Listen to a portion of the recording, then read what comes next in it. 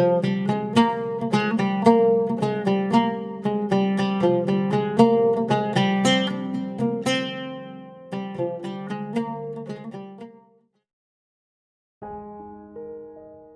datang di channel Ayo Ngaji. Sebelum Anda mendengarkan, ada baiknya tenangkan perasaan Anda dan nyamankan posisi tubuh Anda. Jangan lupa disertai juga dengan mengucapkan basmalah. Selamat mendengarkan. Bismillahirrahmanirrahim. Assalamualaikum warahmatullahi wabarakatuh. Saya mau bertanya, Nabi kita, Nabi Muhammad SAW, sudah menjadi pengetahuan umum, khususnya umat Islam ini dari kecil itu katanya sengsara, bahkan dituangkan di dalam Al-Quran juga dengan kesengsaraannya Nabi kita, yaitu kita harus menyantuni ataupun menyayangi anak yatim karena rujukan dari Nabi kita. Yang saya tanyakan, ini dari kecil Nabi itu berjuang sampai sebelum dilahirkan juga ayahnya sudah meninggal dunia dan seterusnya. Kemudian sampai bertemu dengan istrinya yaitu saudagar atau pedagang, kemudian Nabi itu membantu. Yang saya tanyakan ini, sebelum Nabi kita Muhammad SAW menerima wahyu, artinya masih belum ada agama Islam, Nabi kita ini agamanya apa? Apakah beragama mengikuti agama Ibrahim atau agama apa? Karena sampai saat ini saya berpikir nih, kayaknya masih belum ada Islam itu sebelum Nabi menerima wahyu. Kemudian banyak istri-istri Nabi juga yang non-Islam, seperti Maria yaitu dari Nasrani, dan juga Sofia juga dari Yahudi. Seperti itu. Terima kasih atas waktunya dan mohon maaf. Assalamualaikum warahmatullahi wabarakatuh. Baik, ingin saya jelaskan. Jadi persoalannya kenapa Nabi Muhammad itu sangat menekankan perhatian kita kepada anak-anak yatim, karena beliau sendiri yang mengalaminya sebagai anak yatim yang terlunta-lunta, nggak ada yang sayang. Tetapi sejarah Islam atau sirah nabawiyah yang saya baca dari mulai saya di pesantren, kecil saya di pesantren, itu dalam pikiran saya waktu dulu saya kecil, Nabi itu seperti anaknya orang gedean, orang besar, anaknya raja. Waktu lahir sinar cemerlang, ya kan. Kemudian balkon kerajaan Romawi runtuh, kemudian api yang disembah di Persia itu padam, malaikat ngantri sepanjang jalan menyambut kedatangan. Itu kan cerita. Ketika Nabi lahir nggak ada yang tahu, nggak ada yang mencatat, nggak ada yang menceritakan. Sampai lahirnya saja juga masih banyak pendapat kok. Lahir seorang bayi biasa dari seorang perempuan yang bapaknya sudah meninggal, disudayatin dalam kandungan, dalam keadaan susah, buat makan aja susah. Itu yang cerita begitu buatkan saya. Alam yajidka yatiman fa'awa. Bukankah kamu anak yatim? Allah yang melindungi kamu. Wa wajadaka dhalan fahada. Juga kamu tidak tahu apa, bukan dhalan tersesat ya, artinya tidak tahu mau kemana, ikut siapa. Bingung hidup ini. Wajadaka ailan fa'aghna. Dan juga kamu tuh miskin, andon makan sama orang lain. Ailan tuh membebani orang lain, numpang hidup sama orang lain. Udah lahir, seumur hidup nggak pernah melihat wajah bapak. Masih kecil ibunya meninggal, penderitaan demi penderitaan. Ikut kakeknya meninggal, ikut paman, ya disuruh menggembala kambing untuk makannya sendiri. Ya silakan saja ahli sejarah mengatakan Allah sengaja menciptakan Nabi Muhammad menggembala kambing karena pada umumnya para nabi menggembala kambing, dan sebelum memimpin manusia Nabi Muhammad dilatih Tuhan memimpin binatang. Ngomong apa sih gitu? Iya, itu boleh aja untuk madrasah ibtidaiyah mah boleh, tapi ya bukan untuk kambing ya. Nabi Muhammad kenapa menggembala kambing? Karena dia ingin mandiri, tidak ingin merepotkan pamannya. Karena pamannya Abu Talib itu orang miskin juga. Kamu paham gak sih? Abu Talib itu kepala suku yang punya kekuasaan di Mekah. Ya suku Quraisy yang menguasai suku Quraisy. Dia kepala suku Quraisy. Mana ada presiden miskin? Saya ingin mengatakan begini. Saya juga punya ponakan kok. Tapi alhamdulillah ponakannya ikut saya, sini saya muliakan, ya kan? Saya kasih tempat tinggal, rumah, saya kasih tugas sebagai kepala pondok, ya kan? Sebagai bendahara di madrasah, saya muliakan. Kalau ada ponakan ikut saya, terus saya suruh menggembala kambing, tidak saya kasih makan, tapi suruh makan sendiri, suruh menggembala kambing. Apa komentar kamu? Berani gak kamu mengatakan Abu Talib tidak sayang sama Nabi Muhammad? Berani gak? Jujur dong. Iya dong. Iya, ya udahlah, sudah, kita nggak usah bertengkar, sudah lalu.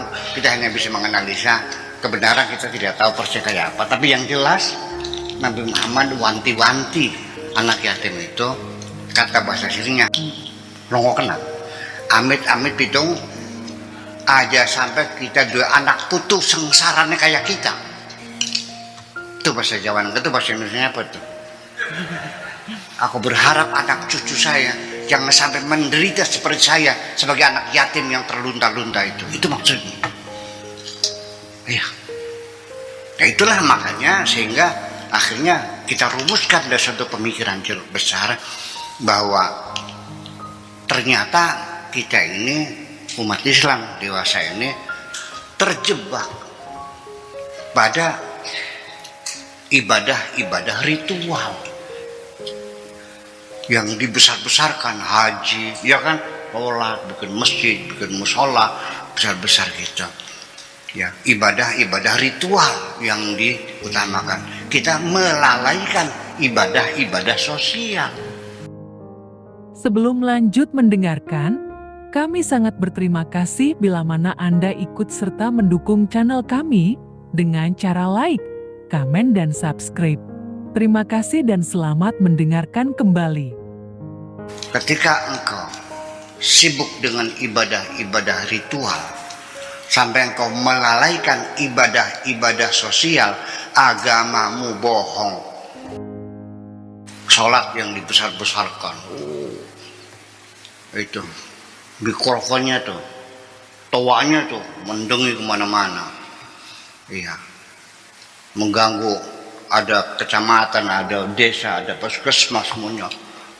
Ya, nyetel lagu Basit Abdul Somad hari Jumat mulai jam 10 pagi sampai jam 12 siang, sehingga semua orang bekerja berhenti. Saya tegur, alasannya ini adalah syiar Islam. Ya hebat, betul ya, hebat. Sholatnya berjamaah, naik haji tiap tahun, atau sekarang umrah, tiap tahun umrah. Ya.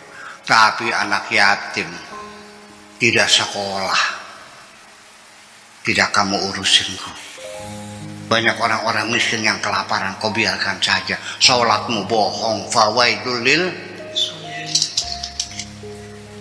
Saya ngomongin ada dasarnya nggak? Ya terjebak macam itu. Malah yang ada paradigma yang lebih gini. Orang itu kalau sholatnya nggak benar, amal yang lainnya tidak diterima. Pernah dengar nggak? Yang benar bukan begitu. Sekalipun kamu sholatnya rajin, tidak ngurusi anak yatim, sholatmu bohong. Ara'aital ladzi yukadzibu fadzalikal ladzi wala ya'udu 'ala ta'amil fawailun. Sekarang saya nanya, biar agak cerdas. Ketika kamu sembahyangnya sehari 5 kali berjamaah semua, ya, sikat gigi dibuang, ganti siwak, ceboknya pakai tasuk, pakai kembali ke abad ke-7, pakai apa? Pakai batuk, pakai sorban semua. Setelah itu negeri ini maju nggak? Makmur nggak? Cerdas nggak anak cucumu? Jadi artinya pemikiran-pemikiran dikotomi itu yang membuat kita jadi mundur. Ya, ibadahnya salah pilih. Ya, salah pilih. Ilmu pengetahuannya ada ada ilmu agama, ilmu umum. Ada ibadah mahdhah, ibadah ghairu mahdhah. Saya nggak ngerti itu konsep-konsep semacam itu, nggak tahu sejak kapan tuh munculnya. Mahdhah ghairu mahdhah, ibadah murni, tidak beribadah murni. Jadi perilaku agama kita yang sementara ini, sampai ketika kita zakat saja, kita bagikan, sekitar kita banyak ustadz kan. Tahu nggak buat siapa zakatnya? Untuk ustadz yang belajar ngaji Al-Quran, yang ngajar fikih, yang ngajar tafsir, yang ngajar nahu, ngajar sorof, yang berbahasa Arab lah. Itu dikasihkan. Kalau guru matematika dikasih zakat nggak? Sampai makanan minuman saja itu merasuk dalam pikiran kita. Kalau kamu minum aqua, ya nggak ada masalah, ya udah. Tapi kalau minum air zam-zam, kamu merasa dapat pahala loh. Betul nggak Bu? Kalau makan buah mangga, nggak ada masalah. Kalau makan buah kurma, ada pahala. Ini jadi masalah. Nah, itulah makanya kembali. Jadi artinya saya katakan lagi, Nabi Muhammad di dalam buku-buku sejarah yang kita baca di sekolah-sekolah, lahirnya pada tahun apa namanya? Tahun gajah. Kenapa disebut tahun gajah? Raja Abraham menyerang apa? Kapan itu tuh? Ternyata menurut Ibnu Asakir itu 45 tahun sebelum Nabi lahir. Menurut Az-Zuhari itu 35 tahun sebelum Nabi lahir. Menurut Ibnu Ishaq, menurut Ibnu Abbas itu 15 tahun sebelum Nabi lahir. Yang benar mana? Apa tahun itu? Tentara Gajah enggak kan? 45 tahun sebelum Nabi lahir. Baiklah, saya kira bahwa Nabi agamanya apa? Belum ada Islam. Istrinya agamanya apa? Ya belum ada Islam. Orang kaget waktu Nabi Muhammad mengawini Siti Khadijah, agamanya apa? Masa bukan Islam? Yang Islam kapan lahirnya? Ada yang kaget-kaget tuh. Masa Khadijah bukan muslimah waktu dikawin Nabi? Jadi agamanya apa? Memangnya agama Islam kapan munculnya? Nah, sekarang kita mempelajari gini. Kita nggak tahu, tidak ada bukti artefaknya, nggak ada. Kita pakainya asumsi, ya, hipotesa. Nggak bisa, direct evidence nggak bisa. Kita sudah terlalu lama sekali. Di Arab itu, agama-agama yang ada di Jazirah Arabia itu agama Yahudi, agama Nasrani, ateis yang tidak bertuhan, penyembah berhala, sedikit majusi, ya kan gitu. Nah, sekarang Anda setuju nggak kalau kita mengandai, berhipotesa Nabi Muhammad berhipotesa, Nabi Muhammad beragama Yahudi. Bagaimana menurut Anda? Nggak mungkin kan? Betul nggak? Kalau Nabi Muhammad dan Siti Khadijah sekaligus menyembah berhala, setuju nggak? Enggak. Kalau Nabi Muhammad dan Siti Khadijah itu ateis, masuk akal nggak? Enggak. Nah kalau Kristen, iya. Sebab kalau dibilang Kristen, ibunya Nabi Muhammad itu Siti Aminah. Siti Aminah itu anaknya Abu Qabs. Abu Qabs itu ketika muda dia pergi ke, ini hadisnya ada di sebuah hari ada, pergi ke Syam, di sana melihat orang Kristen ke gereja masih penyembah berhala ya waktu itu. Dia kagum sama orang Kristen, akhirnya dia masuk Islam. Nah ketika pulang itu diusir oleh kabilahnya, itu sudah gue karena agama aneh gitu. Itu dia karena masuk Islam, namanya Abu Qabs. Nah Nabi Muhammad sendiri waktu kecil itu dipanggilnya Muhammad bin Abi Qabs. Sampai Nabi Muhammad setelah dia dewasa, setelah dia jadi rasul, dia marah, naik mimbar. Dia katakan kepada sahabat, "Man ana?" Anda Muhammad bin Abi Qabs, la ana Muhammad bin Abdullah. Itu. Sudah selesai, kita setuju. Muhammad bin Abdullah. Karena biasanya di negara kalau menyebut nama itu dari pihak ibu itu sepertinya tidak terhormat ya. Sebelum lanjut mendengarkan, kami sangat berterima kasih bila mana Anda ikut serta mendukung channel kami dengan cara like, komen, dan subscribe. Terima kasih dan selamat mendengarkan kembali. Betul nggak? Kalau kamu orang manggilnya umumnya Hasan bin Abdullah, nama binnya nama ibunya, tersinggung nggak? Nah itu seperti itu. Jadi artinya ketika kita melihat ibu kanjeng Nabi itu apa, bapaknya agamanya apa segala macam, saya kira tetapi ada peluang lagi nih, di tengah-tengah masyarakat di Jazirah Arabia ada satu agama yang bercampur dengan mereka ikut menyembah berhala juga, tapi di dalam hati mereka bertuhan yang esa. Awas. Nah ini namanya kelompok Hunafa. Ketika ditegur mereka, kenapa kau menyembah berhala? Mereka mengatakan, wa ma na'buduhum illa liyuqarribuna ilallahi zulfa.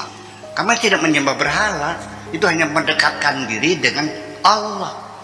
Itu Hunafa. Nah Hunafa itu identik dengan pengikut Nabi Ibrahim. Ya kita bagaimana sholatnya saya nggak tahu ya, karena sholat kita juga berbeda dengan nabi-nabi yang lain gitu. Nah itulah kira-kira semacam itu. Jadi artinya begini, ketika kita mengungkap sejarah dari berbagai sumber yang berbeda-beda ya Pak Habib cinta, jangan tersinggung dong karena saya berbeda. Betul nggak? Saya tidak menyalahkan Anda kok. Ya kan, tidak menyalahkan Anda. Ya udah sejarah kita gali, silakan. Ya, jadi artinya begini, sebagai penutup, baca sejarah itu supaya kamu lebih objektif. Cobalah baca dari sumber-sumber sejarah yang berbeda-beda. Sejarah yang ditulis oleh Syiah, baca dong. Yang oleh ahli sunnah, baca dong. Yang tulis oleh Mu'tazilah, baca dong. Jabariyah, Qadariyah, Murji'ah, segala macam, semua termasuk yang ditulis oleh para orientasi, baca semuanya. Dari situlah kamu memilih. Bukan baca kitab yang kamu beli di toko terus kamu paksakan sebagai kebenaran, kalau tidak sama semuanya salah. Gimana? Sebab namanya orang menulis sejarah, jujur saja, sejarah yang menulis adalah yang menang. Yang menulis sejarah adalah yang menang. Jadi nanti siapa yang salah, siapa yang benar, sulit untuk dibuktikan. Yang jelas siapa yang menang. Yang menang itu yang benar. Yang kalah, dia salah. Betul nggak? Betul nggak? Yang salah yang kalah. Yang menang, yang benar kayak mereka semacam itu. Jadi artinya ketidakjujuran dalam penulisan sejarah itu sangat besar sekali. Jadi ya sementara kita belum mengambil keputusan apapun, ya biarkan itu sebagai hipotesa tanpa kesimpulan. Apa salahnya kita tidak mengambil kesimpulan? Terima kasih. Anda telah mendengarkan hingga selesai. Semoga video ini bermanfaat untuk Anda. Semoga kita selalu berusaha untuk bisa bertaubat kepada Tuhan dan selalu dalam ampunan Allah Azza wa Jalla. Terima kasih. Bagaimana caranya kira-kira selesai bulan puasa, semangat ibadah dua kali kita hati kita menjadi pada fase berapa nih? Kepedulian sosial terus